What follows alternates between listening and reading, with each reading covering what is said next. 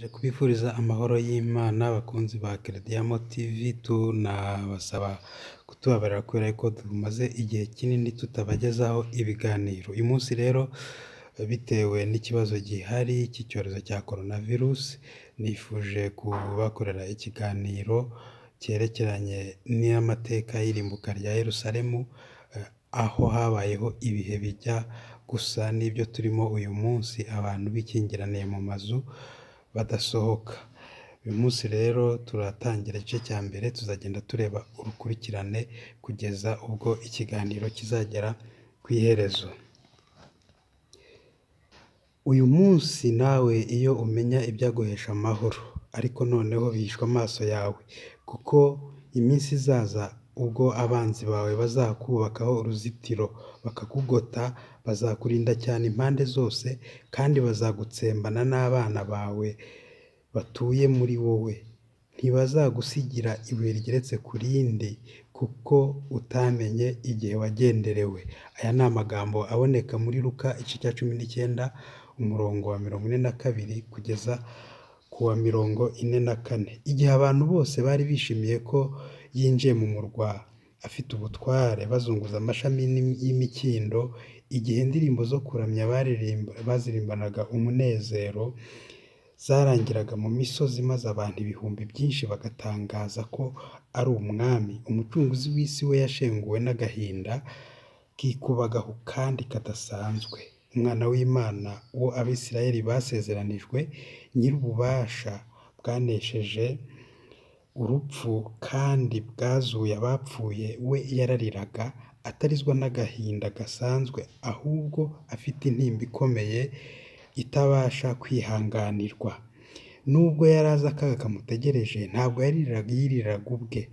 Imbere ye yahabonaga Getsimani, ahantu yari ategereje kubambirwa, ndetse akahababarira bikomeye. Yarebaga kandi irembo ry'intama ryari rimaze imyaka myinshi rinyuzwamo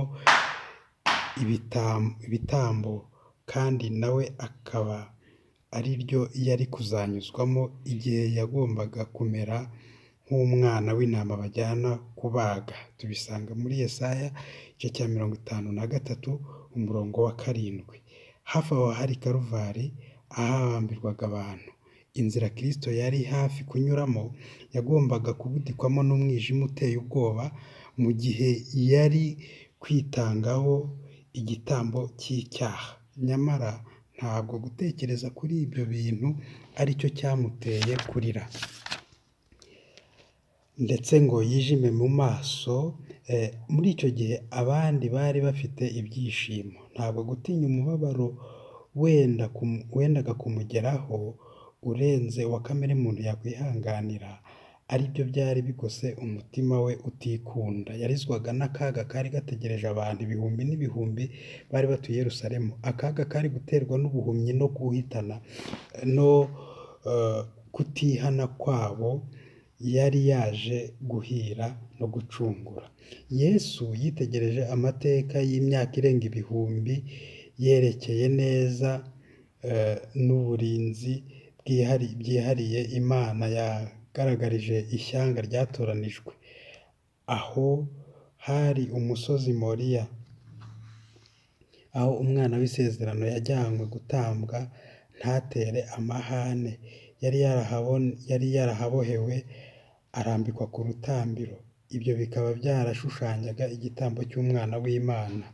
Aho niho isezerano ryo guhabwa imigisha, isezerano ry'agatangaza rya Mesiya ryari rihamirijwe byimazeyo. Umubyeyi w'abizera Imana b'indahemuka. Tubisanga mu Itangiriro igice cya 22 umurongo wa 9, ndetse tukajya ku murongo wa 16 kugera ku wa 18. Aho ngaho umuriro w'igitambo cyoswa wazamutse ujya mu ijuru uva ku mbuga ya Orunani,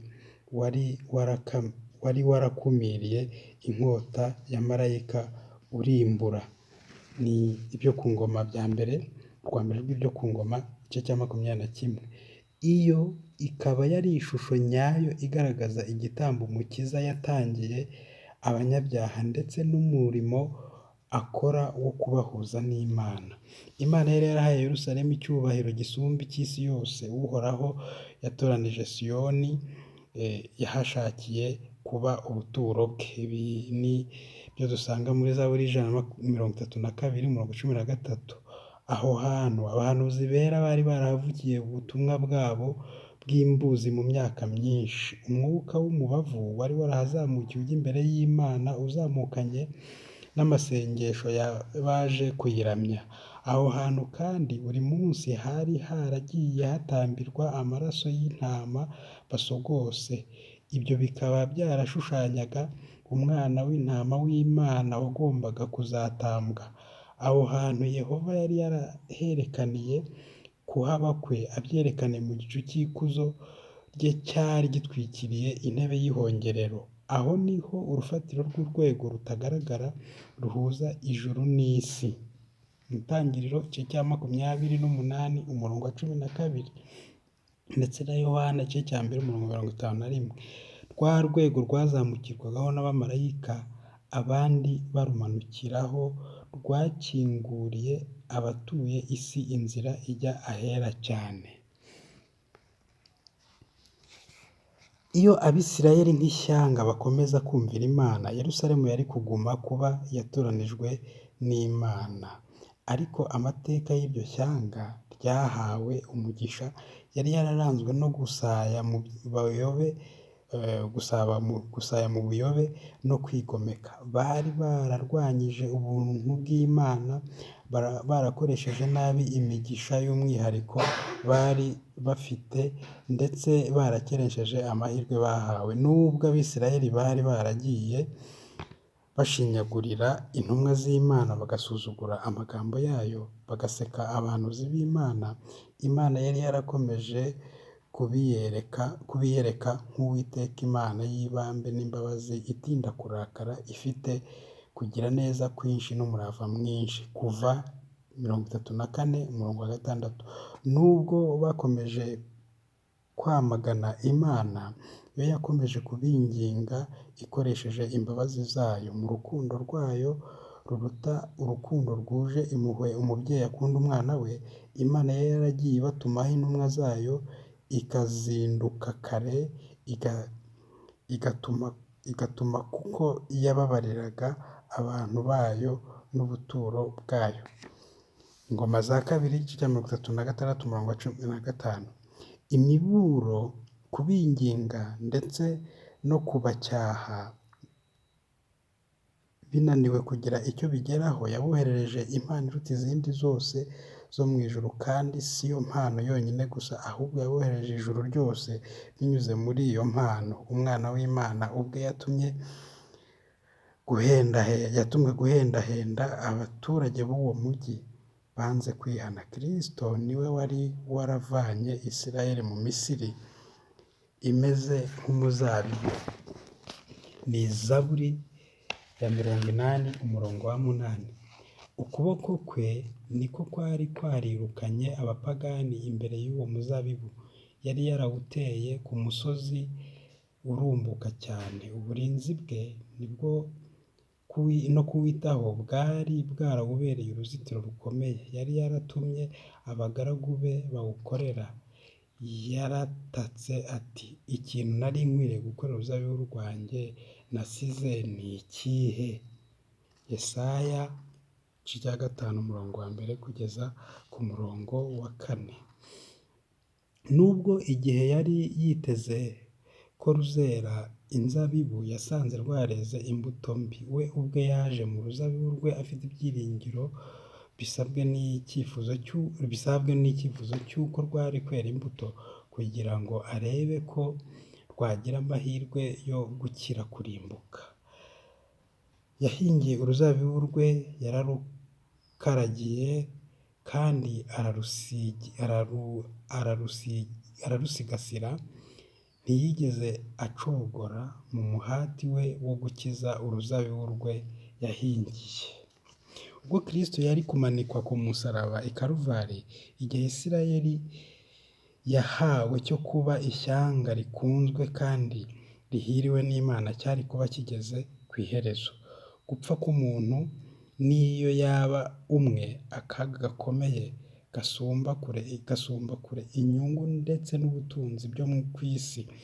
Nyamara ubwo Kristo yitegerezaga umujyi wa Yerusalemu, yarebaga umujyi ugiye kurimbuka wose. Yarebaga ishyanga rigiye kurimbuka ryose. Umujyi n'ishyanga Imana yari yaritoranyirije ubutunzi bwayo bw'umwihariko. Abahanuzi bari bararijijwe n'ubuyobe bw'Abisirayeli n'akaga gakomeye kabageragaho. Bahaniwe ibyaha bakoze.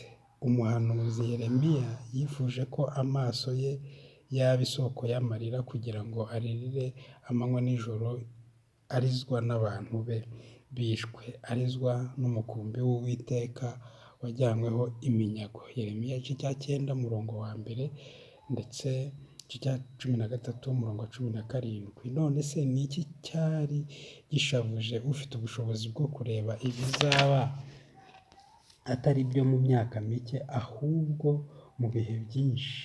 Yitegereje marayika urimbura afite inkota ayibanguriye umujyi wahoze ari ubuturo bwa Yehova kuva kera, ari mu mpinga y'umusozi w'imyelayo. Aho hakaba haraje kwigarurirwa na Titusi n'ingabo ze. Yarambuye amaso mu kibaya yitegereza urugo rw'ingoro nziranenge y'Imana n'amabaraza yayo, maze amaso ye yari ashavujwe n'amarira. Yitegereza inkike zigoswe n'ingabo z'abanyamahanga. Yumvise imirindi y'ingabo zitonze umurongo zigiye ku rugamba. Yumvise urusaku rw'ababyeyi n'abana barizwa no gushaka icyo kurya bari muri uwo mujyi igihe wari kuba ugoswe. Yabonye ingoro nziranenge kandi nziza cyane yari muri uwo mujyi, ndetse n'amazu yawo meza n'iminara bitwikwa, maze aho byahoze byubatse ahabona ikirundo cy'amatongo acumba umwotsi.